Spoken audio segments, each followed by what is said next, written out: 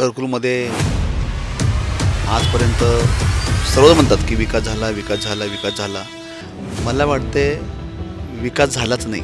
घरकुलमध्ये पाण्याचा प्रश्न आहे. साधारणतः पाणी आपल्याकडे एक दिवसाआड असताना आता पाणी आपल्याकडे 6 दिवसाला एकदा येतो. काही मोजके रस्ते झाले असतील पण काही ठिकाणी आणखी पण रस्ते नाहीत. कोरोनापासून आपण जे काम करतोय आणि आता बी करतोय आणि त्या कामाच्या जोरावरच विडी घरकुलमध्ये आपण लोकांना मतं मागायला जाणार आहोत. इतका मोठा विकास झालेला आहे. जो दुहेरी पाईपलाईनपासून जो आता दुहेरी पाईपलाईन होणार आहे, डांबरीकरण झालेलं आहे. प्रत्येक बोळात तुम्ही जावा, पाईपलाईनचे कामं झालेले आहेत. देशमुख मालकांनी एवढी मोठी निधी, देवेंद्र फडणवीस साहेबांनी या ठिकाणी इतका मोठा निधी दिला विडी घरकुलला.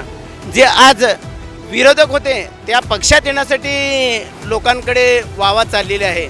सोलापुरातलं महापालिकेचं इलेक्शन म्हटलं तरी कशाचं असतो, कारण लाईट, दिवा, बत्ती, कोट्यवधी हे प्रधानमंत्रीपासून सर्वजण हे कोट्यवधीचं सर्व सांगतच येतात हे लोक. गोंधळे वस्ती ते जे रस्ते झालेत ते महाराष्ट्र नगरोत्तर योजना 2014 साली झालेत. ते सुशीलकुमार शिंदेसाहेब खासदार असताना आणि महेश कोटे काँग्रेसमध्ये असताना रस्ता मंजूर झालेले आहेत. त्यांनी शिवसेनेत गेल्यानंतर हे कामं करून घेतलेले आहेत. शिंदेसाहेबाच्या निधीतून हे तुम्हाला मी कागदपत्र आणून दाखवतो. विडी कामगार वस्ती आहे. हा इथला कामगार हा इथून शहरात कामाला जातो, शहरात शिकायला जातो किंवा शहरात काही कामासाठी जातो.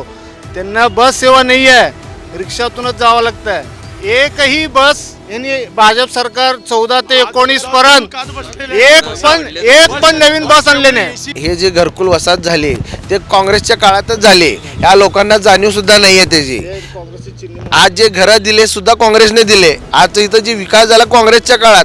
आज जे दल बदलू झाले हे सगळं फक्त घ्यायचं काम करतात. एवढ्या लोकांच्या घरात पाणी गेलं हे होते का? इथं रहिवासी आहेत का? गेले का पाणी घरात गेले का नाही? कशामुळे गेले ते? तुमचे कामं जर डेरणीचे रोडचे झाले असते लोकांच्या घरात जात होतं का? शासनाचा पैसा दिला ना त्यांना. काँग्रेसच्या काळात त्यांनी काय केलं? सध्या रोड केला नाही. या पाण्यात टाक्या सगळ्यांना काँग्रेसने उद्घाटन केलेत. जावा त्याच्या फलकच्या उद्या सकाळी जाऊन फोटो घ्या. यांचं एक टाका म्हणा फक्त फोटो.